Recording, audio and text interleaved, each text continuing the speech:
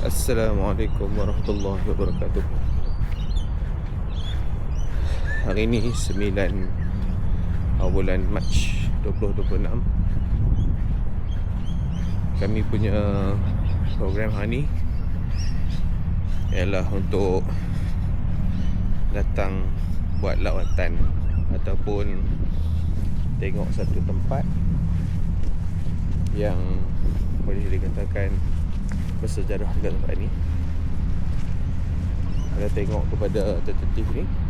Hari ni kami datang ke Saint Mary Cathedral, iaitu the oldest church in Sydney. So ni gereja paling besar dekat sini,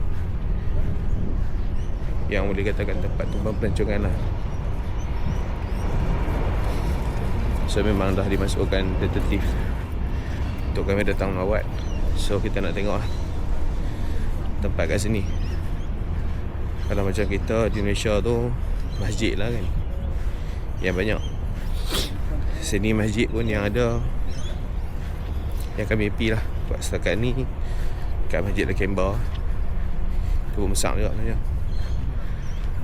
Tapi dia punya binaan masjid dekat Lakemba tu, seni ukiran ke semua tu just basic lah, luas. Hafiz, kalau ikut nama gereja ni apa nama dah? Ha? Cathedral. Cathedral ke Cathedral? Saya tengok bacaan dia macam Cathedral Cathedral. Saint Mary Cathedral. Yang terbesar yang ke apa ni? Dia paling nombor 1, paling lama dalam Sydney. Oh, dia mesti ada college Okey, Saint Mary Cathedral College. So ni macam college dia. So kita dalam perjalanan ke sana. So hari kita tengok macam mana rupa dia.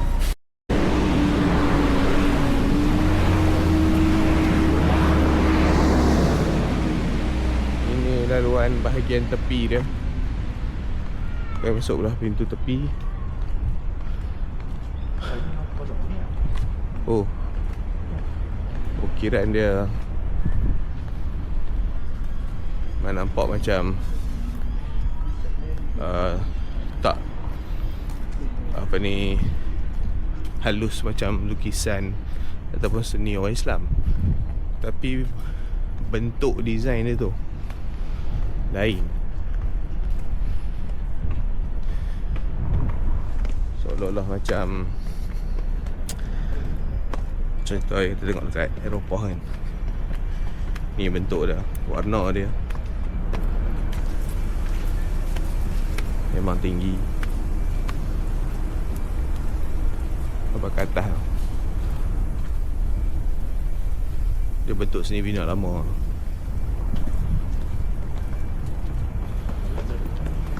Okey, kita masuk dalam dia.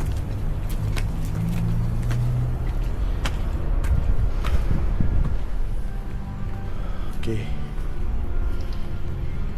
ini suasana dekat bahagian dalam.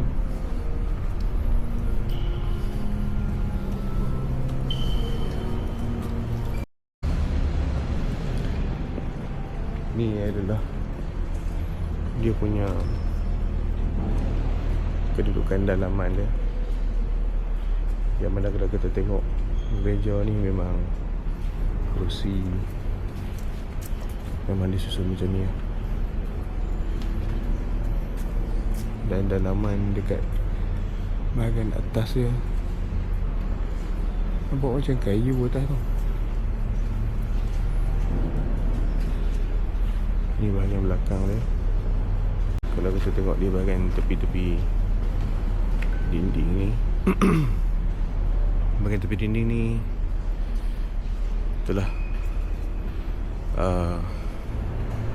kepercayaan agama Kristian tentang salib Yesus. Dia tunjuk penceritaan macam mana Yesus itu disalib. Satu persatu frame yang dia buat ni daripada belakang sampai ke depan.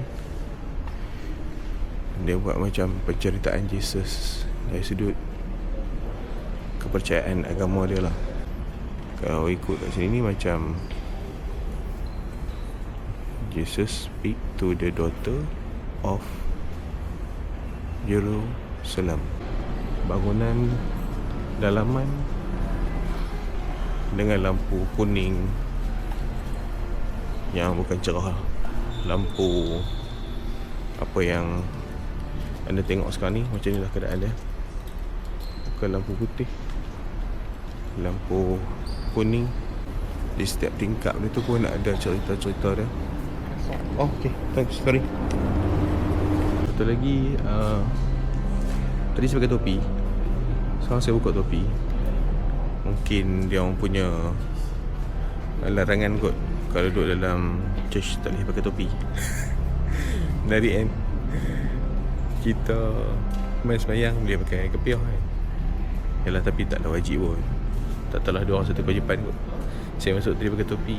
So ada pelancong-pelancong lain yang masuk sini pakai topi pun. Dia kata okey, buka topi. Okey, tak apalah, kita tahu satu benda baru untuk agama dia orang lah kan. So ni makan depan. Dia punya tempat ni, satu yang paling besar kat sini, di belakang tempat yang kita menghadap tadi tu ada lagi belakang dia. Berapa ada dua? Makanan lagi kan. Saya jawab kan. Dia jawab. Makanan. Kalau ni dia terima ni Patron Saint of Foreign Mission, Misi ni. Foundation member of the apa ni? Jesuits kan? Jesuits missionary to India, Malacca, Borneo, Japan, Taiwan, Shenzhen Island of China, 3 December 1552. Lama betul. Sampai ada nama Malacca, tak buat Malaysia apa. Sedangkan dalam ni dia buat India, Borneo, Japan, satu negara. Sedangkan Malacca, Borneo dipisah. dia just jadi Melaka saja. Sebab tahun. Mungkin sebelum mereka kot. Ni saya doa untuk dia ni kan. Tawasul lah kan. Tawasul. Oh, ini belah lain pula Ni dekat belah mana? Ukraine. Oh, dia macam pejuang-pejuang setiap sebuah negara ada kat sini. So dia letak kan. Satu dunia ada kat sini. Tak tahu lah. Satu dunia ni tak tahu. Rahib-rahib yang ada di setiap negara. Rahib yang famous lah. Yang famous lah. Yang famous lah. Dia rahib yang dulu lah. Oh. Macam kita macam kita kalau Ulama yang agama Palu. Pejuang-pejuang. Yang beberapa nama naik. So dia buat sesuatu. So maksudnya dia orang punya satu mazhab yang berkumpul kat sini lah. Satu mazhab kat sini. Mazhab yang sama. Tapi sambil tu doakan untuk pejuang dia orang kan. Sebab tu ada lilin. Lilin ni untuk ruh. Untuk ruh. So yang ni untuk negara Ukraine punya ni lah. Rahib dia lah. Ketua ni. Ketua Head dia. of the Ukrainian Greek Catholic Church. So sekarang ni kita turun dekat bahagian bawah pula. Yang lelaki Muslim. So ada 2 tingkat. Atas tadi macam tempat dia orang punya apa, pecara. So bawah ni pula macam ada satu ruang di bawah ni.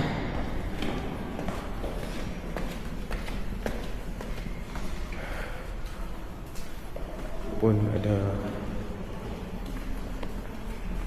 macam tempat upacara yang di bawah ni pula.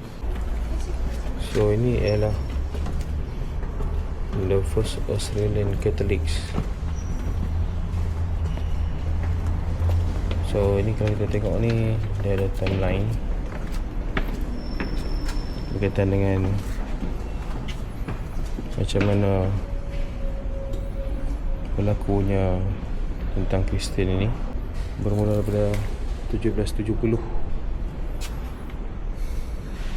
Kemudian diceritakan sepanjang ni sampai dah tahun 2000 proses dia. tugu peringatan yang diorang buat kat sini.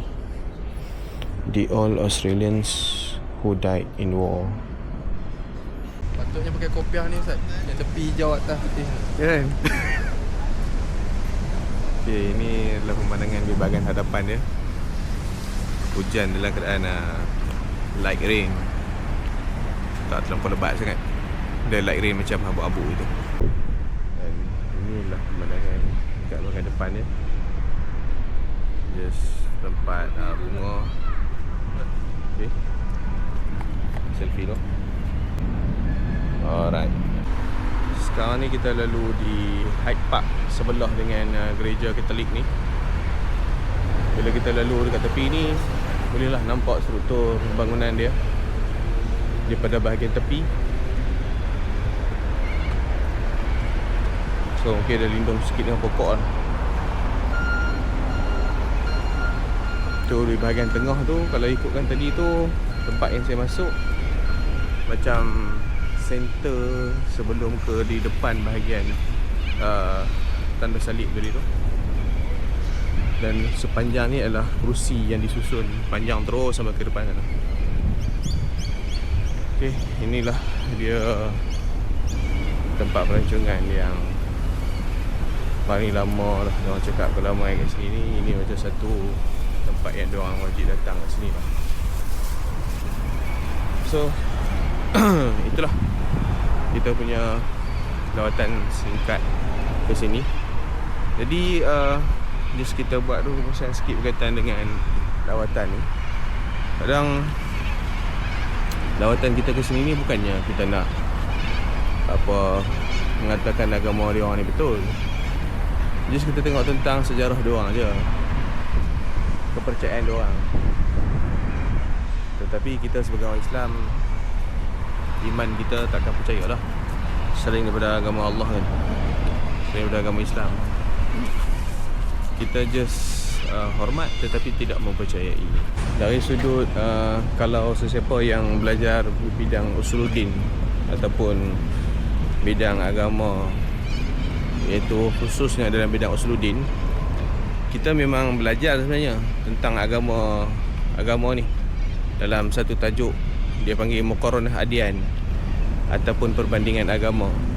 So masa saya belajar dulu memang ada, kita belajar tentang agama Buddha, Kristian, lepas tu tentang agama Yahudi. So daripada situ kita paling penting ialah asas kita sebagai orang Islam perlu kuat dululah, supaya kita tidak mengatakan apa yang diorang cakap ni betul, kita rasa tertarik dengan agama diorang. Tak boleh lah macam tu. So nak tak nak, kita kena kuatkan dulu akidah kita. Kita beriman sepenuhnya. Dan bila kita dengar cerita-cerita daripada diorang ini, kalau yang sama dengan Al-Quran, just bersesuaian sahaja. Tapi tidak pula kita nak mengimani kata oh totally sama. Sama dan kebetulan masa tu sama, sebab diorang punya agama diorang ni sentiasa ada perubahan. Seperti mana yang ada dalam Bible. Macam kita, Quran kita terpelihara. Macam Bible diorang sentiasa diubah-ubah mengikut selera dan juga rahib diorang. Jadi kita main di sini pun tak ada pun menjatuhkan akidah kita. Just kita tengok, tahu sikit, sabar sikit tentang agama kepercayaan diorang macam mana. Dari sini lah, itu dah mencukupi. Untuk nak beriman, percaya bersungguh-sungguh apa yang agama diorang ada, itu tak boleh. Itu orang Islam. So nak main melawat boleh tak sebenarnya? Boleh je. Okay, lawat just tengok keunikan yang ada dekat sini. Okay, tengok seni bina yang ada. Mungkin di negara-negara lain ada cara seni bina lain kan. So kita datang untuk tahu sebagai general knowledge sahaja. Untuk go in deep kaitan dengan agama sesuatu ni, first thing kita orang Islam kena solid dulu lah pendirian kita tentang agama Islam kita kan. Tentang dia cerita tentang Nabi Ibrahim macam mana, Nabi Isa macam mana. Kalau macam ni, apa yang dia cerita tentang Kristian, totally lah bercanggah dengan kita orang Islam.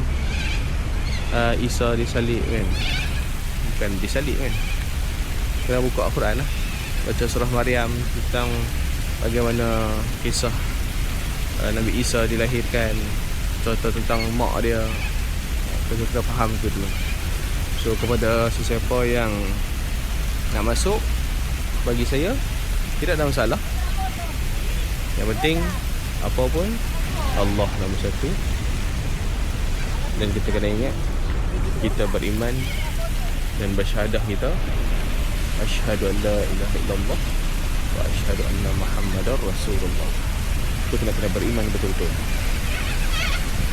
Okay, so inilah dia punya park dah kat sini. Ini pun tempat ikonik lah bagi dia orang kat sini. Yalah, kita datang ke tempat negara yang bukan majoriti Islam, so kita akan jumpa dah banyak macam ni kan. Kadang kita di Malaysia pun nama Islam tapi gereja kuil berak je. Ini pun masa salah saya daripada Arab Mesir, dia kata dia main Malaysia, dia kata banyak sungguh kuil-kuil ada berbanding dekat negara Arab, walaupun kata negara yang Malaysia tu Islam kan. Dia pun dah terkejut macam tu. So yalah, tengok budaya setempat lah kan. Okay, so dia berada di tengah-tengah town yang macam ni. Jadi nak datang ke sini pun tak ada jauh sangat. Lepas tu pula memang sini kawasan pelancong, bas-bas banyak datang. Lepas tu banyak bas yang daripada China dah. So memang jadi tempat tarikan lah. Kalau macam kita dekat di Selangor contohnya, Masjid Shah Alam kan. Kalau tengok daripada sudut Seri Mina ni, dia memanjang. Masjid Shah Alam besar ni. Saya yang pernah pergi lah. Kita bangga dekat Malaysia kita ada Masjid Shah Alam, Masjid Putrajaya, Masjid Besi. Masjid-masjid kita kalau saya tengok masa masjid kita besar ni. Dari sudut pembinaan, kebesaran dan juga perluasan lah. Dari sudut lama tu mungkin dekat sini lama lah. So kita kena bangga lah. Orang Malaysia kita, di Malaysia kita, masjid-masjid kita lebih besar.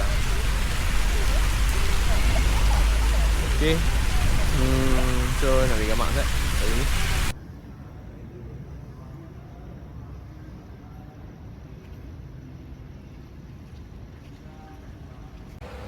Alhamdulillah Rabbil Alamin Ar-Rahmanir Rahim Maliki Yawmiddin Iyyaka na'budu wa iyyaka nasta'in Ihdinas siratal mustaqim siratal ladzina an'amta 'alaihim ghairil maghdubi 'alaihim waladdallin.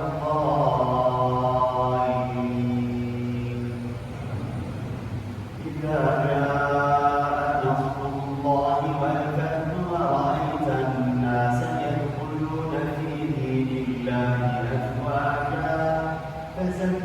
بحمد ربك واستغفره إنه كان توابا. الله أكبر. سمع الله لمن حمده. الله أكبر.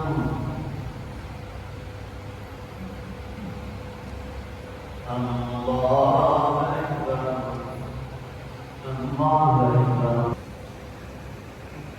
الحمد لله رب العالمين الرحمن الرحيم مالك يوم الدين.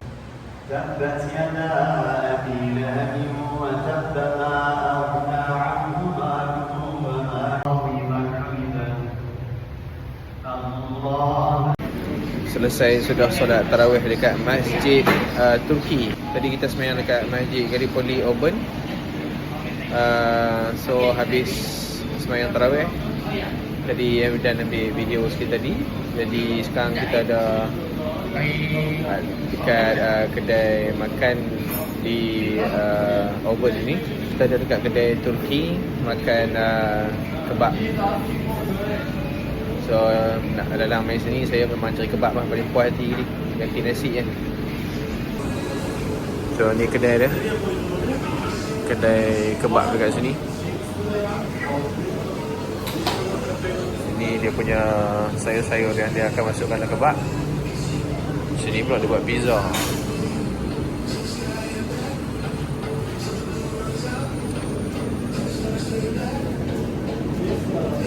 Sini bahagian pizza. Ini bahagian kebab. Ini pun bahagian kebab. Menu dia. Dia pada atas ni menu dia.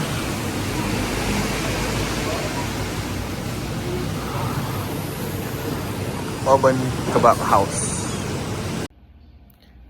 Alhamdulillah, saya pun dah sampai dekat bilik. Tadi rezeki dapat sembahyang dekat Masjid Gallipoli Auburn. So masjid tadi tu yang saya pergi sembahyang, masjid Turki. Sebab tu pembinaan dia kalau nampak daripada luar tadi tu memang cantik. Daripada dalam memang lagi cantik. Sebab ukiran-ukiran dia daripada dalam, kubah dia, lampu-lampu, dan kapet yang saya sembahyang tadi pun memang best. Sembahyang sedap lah kita sembahyang kat situ dengan aircon semua. Dan imam pun memang kita nampak dalam video tu cara pemakaian sorban dia memang Turki style lah. Apa yang saya belajar dekat Masjid Gallipoli tadi, kami pergi tadi pun agak lewat sikit disebabkan hujan. Kami sembahyang isyak dulu di hall ni.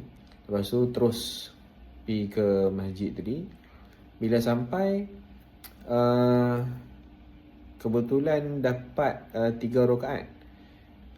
Lepas tu selesai lah jemaah dekat sana buat 8. Kami ingat dah nak buat witir lah. Ingat 8 rakaat je kat sana. Rupanya masjid tu buat penuh. Buat 20 rakaat sembahyang tarawih. Dan yang lebih menarik lagi, masjid tu buat 4 rakaat 1 salam.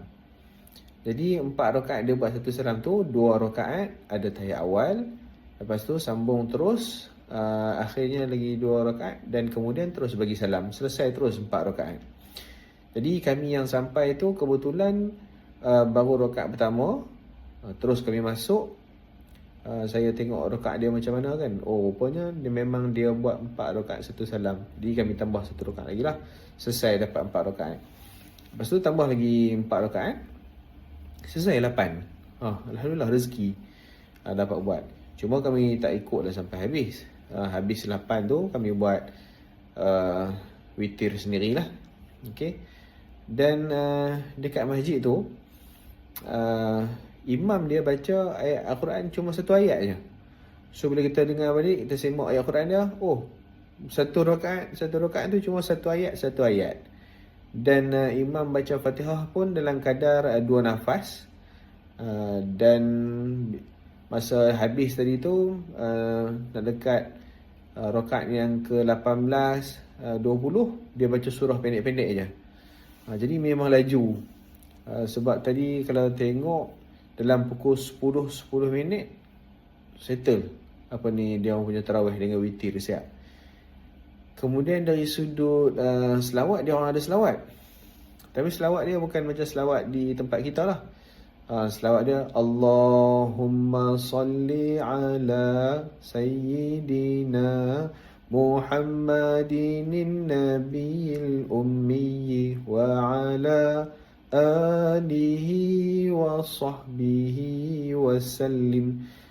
Itu je selawat dia. Dia ulang 3 kali, selesai. Okay, satu pengalaman yang menarik lah. Sebab saya pun tak pasal pergi Turki kan. So dapat sembahyang dekat masjid tu. Laginya banding dengan Masjid Lakemba yang kami pergi, Masjid Lakemba tu dia simple je. Dan kebanyakannya daripada Pakistan, daripada Bangladesh, daripada Rohingya. Masjid dia design moden, tapi dia nampak macam yalah, Pakistan dan juga Bangladesh ni kita pun tahu kan, dia tak ada lah sekemas macam yang kami pergi hari ni. Masjid di Gallipoli Auburn tu, kalau kita tengok dia macam satu masjid yang moden lah, bukan setakat moden, cantik, bersih, decoration lawa. Lepas tu design bangunan cantik, keliling-keliling dia pun totally bersih lah. Kalau kita katakan Masjid Gallipoli ni nak dibandingkan macam Malaysia tu, macam kebersihan, canggih, cantik tu macam Masjid Besi di Putrajaya tu, memang cantik. Ataupun Masjid Putrajaya sendiri lah. So pengalaman yang menarik, yang best.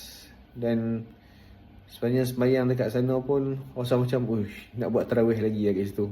Tapi disebabkan kami dengan kekangan masa, sebab nak balik pula jauh sikit lah daripada Rondwick ni. Alhamdulillah Allah Ta'ala bagi rezeki. So untuk hari ni punya kesempatan, saya dapat pengalaman yang pertamanya pagi tu pergi ke gereja. So belajar jugalah benda baru di sana. Dan rupanya bila saya cek balik, kenapa dekat dalam gereja tak boleh pakai topi. Sebab masa awal tu masuk, saya tak tengok dia punya signage kata tak boleh pakai topi tu. Sebab kami pun masuk dari pintu lain kan. Rupanya ini dari sudut kefahaman dia orang lah. So bagi gereja ni, kalau kita masuk memang dia ikut adat setempat lah.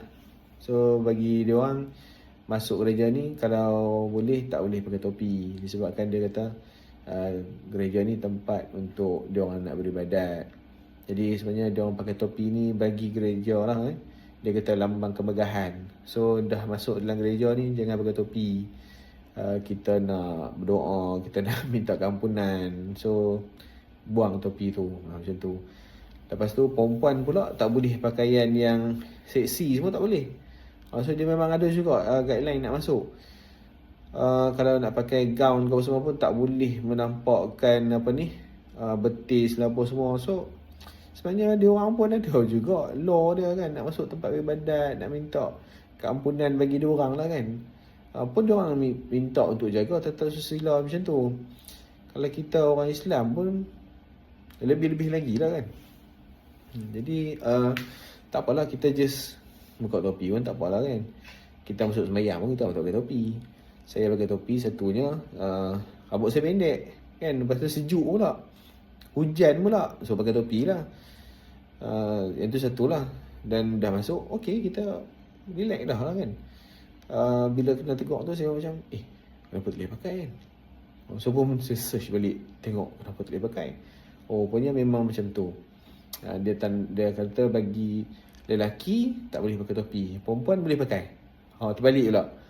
Perempuan boleh pakai topi dalam church, tetapi lelaki tak boleh pakai topi dalam church. Itulah fahaman dia orang. So tak apalah kan. Dan yang pentingnya kita bukannya pergi masuk dalam tu nak beriman pun dengan agama dia orang. Kita just benda baru yang saya tengok. Dan di gereja tu pun yalah, gereja dah besar kan. Ada dia punya macam stage dia orang tu, yang paling besar yang ada kat situ pun ada. Lepas tu di belakang stage pun ada lagi pula. Di kiri kanan stage pun ada lagi. Dia punya stage-stage untuk letak dia orang punya patung-patung tu. Di bawah tu ada banyak lagi stage-stage lagi. Kita pun kalau macam kita, agama kita ni ibarat macam berapa banyak langsung kiblat ada dalam ni. Dia orang macam tu. Disebabkan kepercayaan dia orang kan.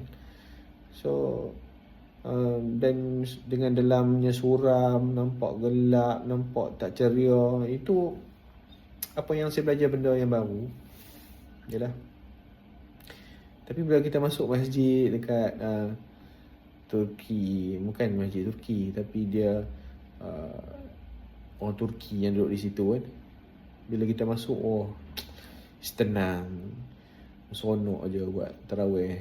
Lepas tu habis tu makan di kedai di Auburn tu.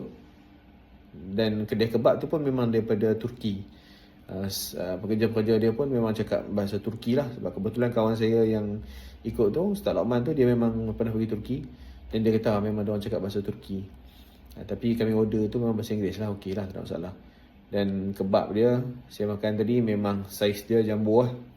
Kalau ikutkan lengan ni, memang besar lengan saya lah dia punya kebab tu. Alhamdulillah. So itulah rezeki untuk hari ni. So besok kita tengok pula apa jadual yang telah disusun kepada kami. Dan besok juga saya akan jadi imam di Masjid Darul Iman. InsyaAllah nanti saya buat video dekat sana pula. Okay, jumpa di next video.